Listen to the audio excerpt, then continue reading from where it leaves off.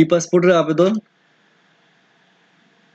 আপনার ফোন থেকেও করতে পারেন, আবার ডেস্কটপ থেকেও করতে পারেন। আমি সাজেস্ট করব আপনারা আপনার ডেস্কটপ থেকে করবেন। তো আমি আমার ডেস্কটপ থেকে সর্বপ্রথম গুগল ক্রোম যে ব্রাউজারটি আছে এখানে ওপেন করলাম। তো এখানে সার্চ বারে লিখবেন epassport.gov.bd। আপনারা যে কোনো ব্রাউজার দিয়ে করতে পারেন, তো আমি গুগল ক্রোম দিয়ে করতেছি। তো এই সাইটটি লেখার পর এখানে এন্টার দিলাম। আচ্ছা, এরপর আপনাদের সামনে এমন ইন্টারফেস দেখাবে ই পাসপোর্টের ওয়েবসাইটটির। তো এখানে আবেদন করার জন্য আপনারা সর্বপ্রথম অনলাইনে পাসপোর্ট আবেদন নতুন বা রিইস্যু সরাসরি অনলাইন আবেদন এখানে ক্লিক করবেন। করার পর এখানে স্টেপ 1 দেখাবে are you applying from Bangladesh. আপনি বাংলাদেশি হলে এখানে আপনার নিজ জেলা এখানে সিলেক্ট করে দিবেন। তারপর এখানে থানা বা উপজেলা সিলেক্ট করে দিবেন। এরপর কন্টিনিউতে ক্লিক করবেন। এরপর আপনাদের কাছে স্টেপ 2 তে একটি ইমেল অ্যাড্রেস চাবে। আপনার ইমেল অ্যাড্রেসটি এখানে লিখে দিবেন। দেওয়ার পর এখানে ক্যাপচাতে ক্লিক দিবেন। এরপর কন্টিনিউতে ক্লিক করবেন।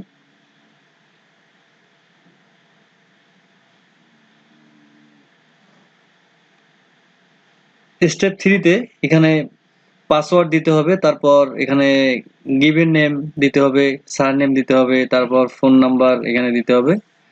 তো এখানে পাসওয়ার্ড দিবেন। তা আচ্ছা, পাসওয়ার্ড আমি দেই। এখানে ইউনিক পাসওয়ার্ড দিতে হবে। Use a strong password select করে দিয়ে এখানে পাসওয়ার্ড আপনি লিখে দিবেন।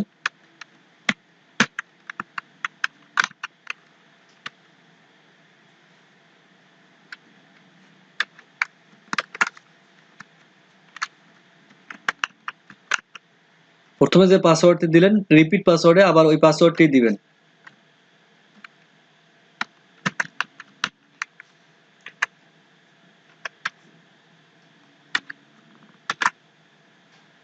এরপর পার্সোনাল ইনফরমেশন এখানে full name as per NID oblique birth registration দিতে হবে। এখানে আপনার 18 বছর নিচে হলে অবশ্যই জন্ম সনদ অনুযায়ী এখানে নাম দিবেন, আর 18 বছর উপরে হলে অবশ্যই এনআইডি কার্ড অনুযায়ী নাম এখানে সিলেক্ট করে দিবেন। তো এখানে আপনাদের যাদের শুধু একটা নাম থাকে যেমন রনি, সেক্ষেত্রে অপশনাল লেখার দরকার নেই, এখানে সার নামের জায়গায় লিখে দিলে হবে।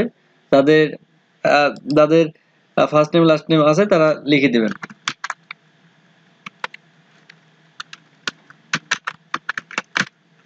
এখানে ফার্স্ট নাম দিলাম আমি, আর এখানে সারনেম নামের শেষ অংশ দিতে হবে।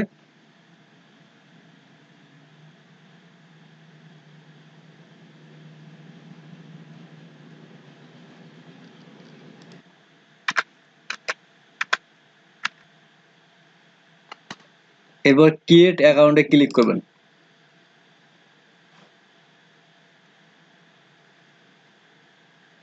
আমি সেভ দিলাম। আপনার যে ইমেলটি এখানে প্রবেশ করালেন আপনার মেইলে একটি লিংক যাবে পাসপোর্ট থেকে। আপনার ইমেলে প্রবেশ করবেন, করার পর আপনার দেখবেন একটি ইমেল অ্যাড্রেস আসবে, এখানে একটা লিংক আসবে, এখানে ক্লিক করবেন। লিংকটাতে ক্লিক করলেই এটা অ্যাকাউন্টটি ভেরিফাই হয়ে যাবে বা অ্যাক্টিভেট হয়ে যাবে। তারপর আপনারা সাইন ইন আবার করবেন। আবার ইমেল অ্যাড্রেসটি এখানে দিবেন, তারপর পাসওয়ার্ড দিবেন, তারপর আই অ্যাম হিউম্যান এই ক্যাপচাতে ক্লিক করে সাইন ইনে ক্লিক করবেন। এরপর এখানে দেখতে পাচ্ছেন apply for a new E passport, এই অপশনটিতে ক্লিক করবেন। করার পর পাসপোর্ট দুই ধরনের হয়, একটা হচ্ছে অর্ডিনারি পাসপোর্ট, একটা হচ্ছে অফিসিয়াল পাসপোর্ট। যারা অফিসের কাজের জন্য বা বাইরে দেশ যাবে তাদের জন্য অফিসিয়াল পাসপোর্ট, আর জনসাধারণের জন্য অর্ডিনারি মানে সাধারণ পাসপোর্ট। তো আমি সাধারণ পাসপোর্ট করব। অর্ডিনারি পাসপোর্টে ক্লিক করে এখানে সেভ অ্যান্ড কন্টিনিউতে ক্লিক করবেন। এরপর পার্সোনাল ইনফরমেশন দিবেন। এখানে এখানে টিক চিহ্ন দিবেন, I apply for my self. তারপর এখানে সিলেক্ট জেন্ডার সিলেক্ট করে দিবেন। পুরুষ হলে মেল দিবেন, মহিলা হলে ফিমেল দিবেন। এখানে অটোমেটিক নাম দেখাবে ওই অ্যাকাউন্ট অনুসারে। তারপর এখানে আপনার পেশা দিবেন,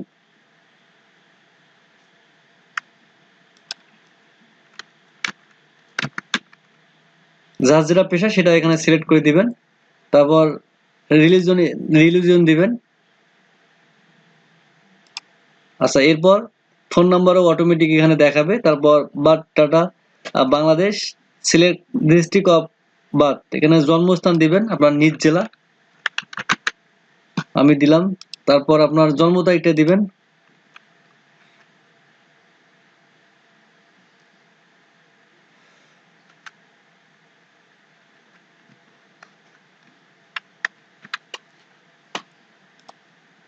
জন্ম তারিখ দেওয়ার পর আপনার এখানে সিটিজেনশিপ চাবে। তারপর এখানে আপনার বাই বার্থ দিবেন, জন্মসূত্রে আপনি আহ, বাংলাদেশী বা নাগরিক বাংলাদেশের। এখানে তারপর এখানে সেভ অ্যান্ড কন্টিনিউতে ক্লিক করবেন। করার পর আপনার স্থায়ী ঠিকানা এখানে দিবেন, পার্মানেন্ট অ্যাড্রেস। তারপর সিটি, ভিলেজ বা হাউস নাম্বার দিবেন, যে কোনো একটা দিলে হবে। আচ্ছা, এরপর যদি রোড নাম্বার, ব্লক বা সেক্টর থাকে দিবেন, না না যদি না থাকে তাহলে দেওয়ার দরকার নাই। তারপর এখানে পোস্ট অফিস দিবেন, এরপর আপনার থানা দিবেন।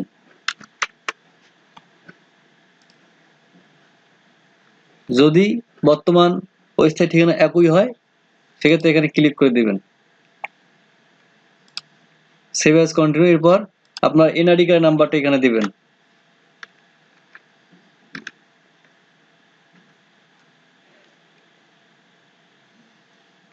তারপর দেখাবে এখানে data found in NID system.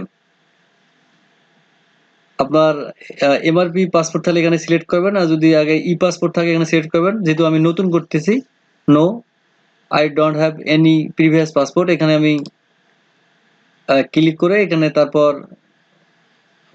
Data কম্পিউশন, আমার যে অ্যাপ্লিকেশন যে ডাটা ডাটা আছে এনআইডি কার্ডের সার্ভারে, সে তথ্যগুলো এখানে দেখাবে।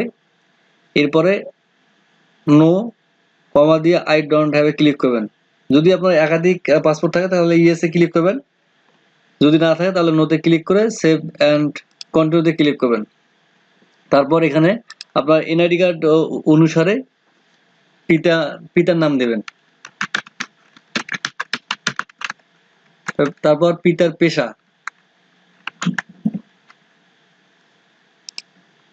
এরপর ন্যাশনালিটি,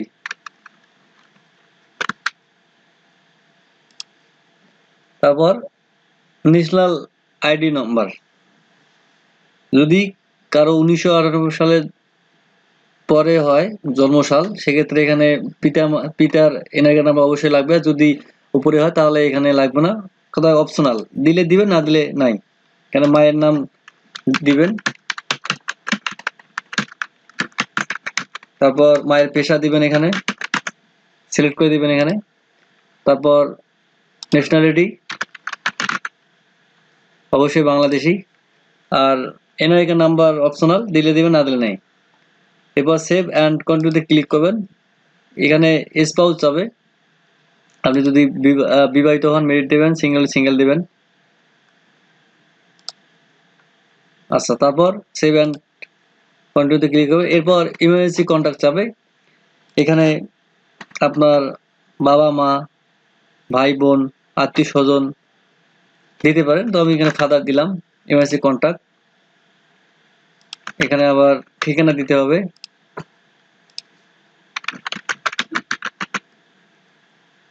তারপর পোস্ট অফিস, এখানে সার্চ করলে পাবেন আপনার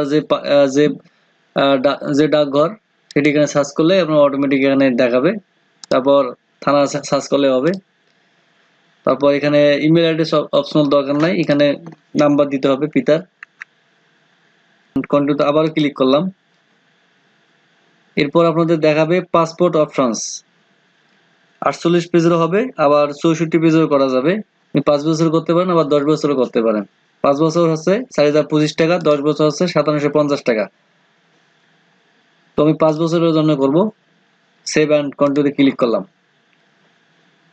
এখানে রেগুলার ডেলিভারি দিতে পাচ্ছেন, এটা 18 থেকে 21 দিন সময় লাগবে আপনার পাসপোর্ট অফিস থেকে পাসপোর্টটা পেতে। আর এক্সপ্রেস যদি দেন আপনি তাহলে একটু বেশি কাটবে, 325 টাকা, তাহলে 6 থেকে 7 দিনের মধ্যে পাবেন। আর সুপার আবার পুনরায় সেভ অ্যান্ড কন্টিনিউতে ক্লিক করলাম। এরপর আপনাদের সামনে ফাইনাল যে প্রিভিউ ডাটাটি আছে সেটি এখানে আপনার সামনে শো করবে। এখানে জেন্ডার, রিলিজিয়ন, ফুল নেম এগুলো আপনারা একটু ভালো করে দেখে নেবেন যাতে ভুল না হয়। যদি ভুল হয় তাহলে ডান দিকে দেখবেন এডিট নামে অপশন আছে, এখানে এডিটে ক্লিক করলে আপনার আবার আপনি তথ্যটি চেঞ্জ করতে পারবেন। তো আমি সবকিছু দেখতেছি ঠিকঠাক আছে কিনা, সবই ঠিকঠাক আছে। এরপর ডিক্লারেশন অফ কনসেন্ট এখানে টিক চিহ্ন দিবেন, দেওয়ার পর confirm and proceed to payment এই অপশনে ক্লিক করবেন। Confirm and proceed to payment এখানে ক্লিক করবেন। আচ্ছা, সাবমিট হয়ে গেছে। এরপর আপনি যদি অনলাইনে পেমেন্ট করতে চান এখানে সিলেক্ট করবেন। আমি সাজেস্ট করবো আপনারা সবসময় অফলাইনে পেমেন্ট করে কন্টিনিউতে ক্লিক করবেন। তারপর এখানে প্রিন্ট সামারি প্রিন্ট দিবেন। তারপর এখানে download application form for printing,